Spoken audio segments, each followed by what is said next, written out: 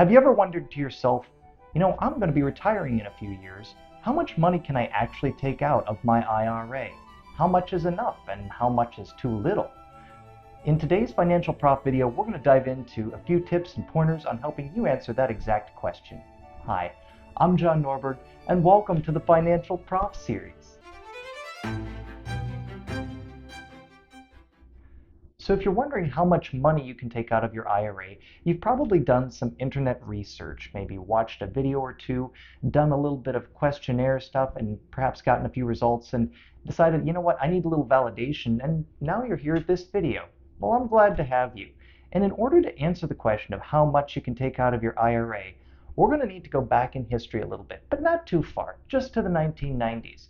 And in the 1990s, this is the story of a financial advisor named Bill Bengen, who lived then, and he came up with the rule of 4%. You may have heard of it, you may have even read about it. But what he was trying to answer was this ultimate question of how much can I, as a financial advisor, tell my clients is the safe withdrawal rate. In other words, the amount of money that they can take off of their retirement portfolio without running out of money. And the answer that he came up with is, as the name of the rule would imply, 4%. You see, he back-tested this all the way to the early part of the 1900s.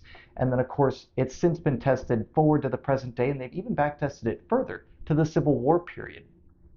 And what Bill Bengen discovered, and has since been validated a vast number of times, is that you can take out up to 4% off of a portfolio without running out of money over a 30-year period. Why 30 years? Because for most people that tends to be enough for your average retirement, right? By then you're probably either dead or about to be, right? So 30 years.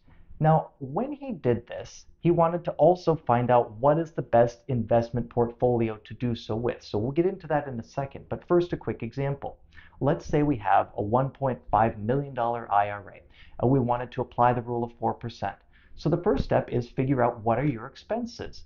So you sit down, you figure out your monthly expenses, you come up with a number, and then you figure out, okay, well, how much can I take off of my IRA? $1.5 million times 4% per year, that's $60K per year, or $5K, $5,000 per month.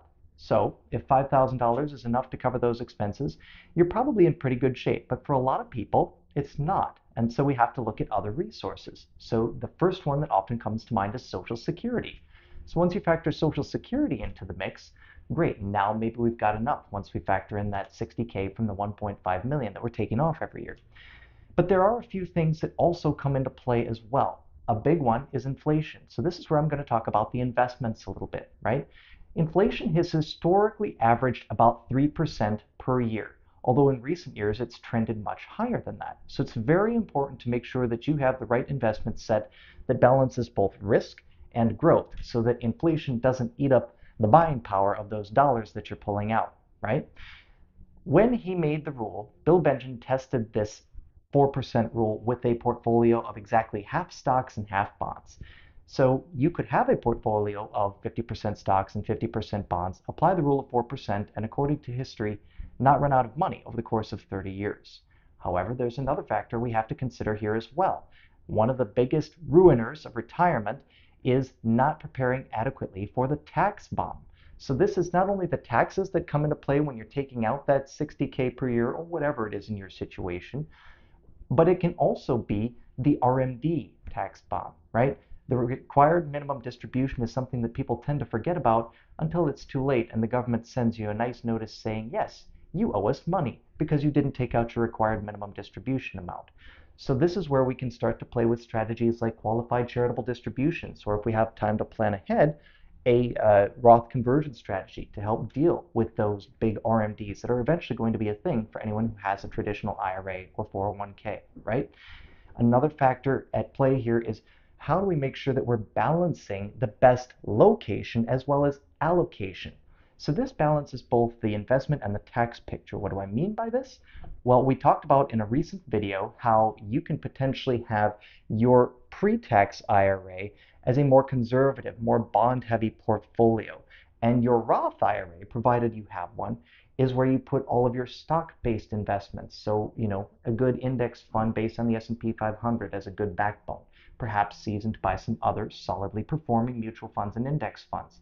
allowing that Roth IRA to have the best long-term growth potential, and again, balancing it out so you have that 50% bonds or whatever the allocation that you decide you're comfortable with in your traditional IRA. This way, when you do get to retirement, you'll be able to hopefully manage both the tax picture and the market conditions picture a little bit better.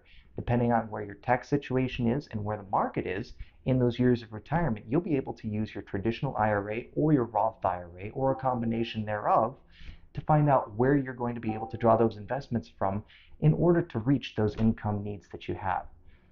Now, for a lot of people, 4% is enough, but for a lot of people, 4% isn't enough. So this is where it's also important to consult with a good financial advisor. A quick example of why. Over several periods of history, there have been cases where for multiple decades it was possible to withdraw more than 4%, even substantially more than 4% per year, and still not run out of money. 5%, 6%, even 7% per year have been possible, even in recent decades.